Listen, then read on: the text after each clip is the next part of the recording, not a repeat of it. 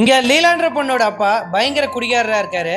அவங்க அம்மா தான் அந்த குழந்தைய பார்த்துக்கிட்டு அந்த குடும்பத்த லீட் பண்றாங்க. ஒரு நாள் இவங்க சாப்பிட்டுட்டு இருக்கும்போது அவங்க அப்பா பயங்கரமா குடிச்சிட்டு வந்து அவங்க அம்மாவ போட்டு அடிக்க ஆரம்பிக்கிறாரு. இதெல்லாம் பாக்குற அந்த பொண்ணு அவங்க அம்மா அடிக்கிறத தாங்க முடியாத கையில இருக்கிற சொம்பு தூக்கி தலைமையிலேயே அடிச்சிடறாரு. இதுல கோவப்பட்ட அவரு அந்த சின்ன பொண்ணு அடிக்கலாம் அப்படின்னு சொல்லிட்டு பெல்ட் எடுத்துன்னு வந்து அடிக்கிறாரு.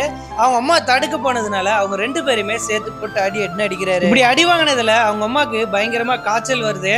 அதை பார்த்து அந்த பொண்ணு ரொம்ப ஃபீல் பண்றா. அப்படியே அதை பார்த்தபடியே அவளும் நைட்டு தூங்கிடுறா.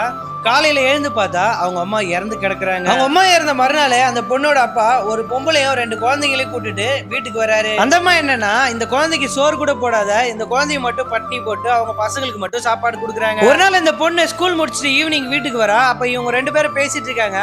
அவங்க அம்மாவை சாவடிச்ச மாதிரி இந்த பொண்ணையும் கொன்னுடலாம் அப்படின்னு சொல்லிட்டு இவங்க ரெண்டு பேரும் பேசிட்டு இருக்காங்க. அந்த பொண்ணும் இதை வந்து கேட்டுடுறா. ஆனா உண்மை என்னன்னா, அவங்க அம்மா காய்ச்சல் வந்துலாம் இறந்துருக்க மாட்டாங்க.